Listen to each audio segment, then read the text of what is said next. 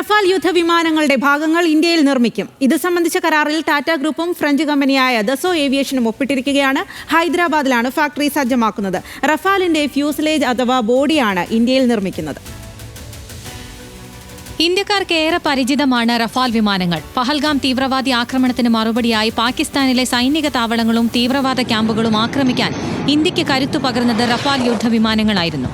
French കമ്പനിയായ Dassault ഏവിയേഷനാണ് റഫാലിന്റെ നിർമ്മാതാക്കൾ. പാകിസ്ഥാനിൽ ഇന്ത്യ നടത്തിയ ആക്രമണത്തിന് ശേഷം ദസോ ഏവിയേഷന്റെ ഓഹരി വില കുതിച്ചു കയറിയിരുന്നു.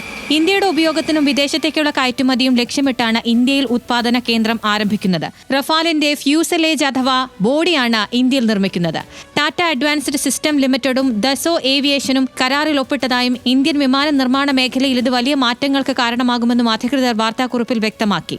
വിമാന ഘടകങ്ങൾ 2028 പുറത്തിറക്കാനാകുമെന്നാണ് പ്രതീക്ഷിക്കുന്നത്. പ്രതിമാസം 2 വിമാനങ്ങളുടെ ബോഡി ഭാഗങ്ങൾ നിർമ്മിക്കാൻ കഴിയുന്ന തരത്തിലുള്ള സംവിധാനങ്ങളാണ് ഒരുക്കുന്നത്.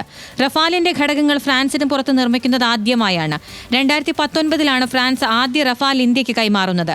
59,000 കോടി രൂപയ്ക്ക് ആകെ 36 വിമാനങ്ങളാണ് ഫ്രാൻസിൽ നിന്ന് ഇന്ത്യ വാങ്ങിയത്. നിലവിൽ ഇന്ത്യൻ വ്യോമസേന 36 റഫാൽ യുദ്ധവിമാനങ്ങൾ ഉപയോഗിക്കുന്നുണ്ട്. ഇതിനൊപ്പം നാവികസേനയ്ക്ക് വേണ്ടി 26 റഫാൽ എം വിമാനങ്ങളും ഇന്ത്യ വാങ്ങുന്നുണ്ട്. ഇതിനിടെയാണ് ഇന്ത്യയിൽ വിമാനത്തിന്റെ പ്രധാന ഭാഗങ്ങൾ നിർമ്മിക്കാനുള്ള കരാർ യാഥാർത്ഥ്യമാകുന്നത്.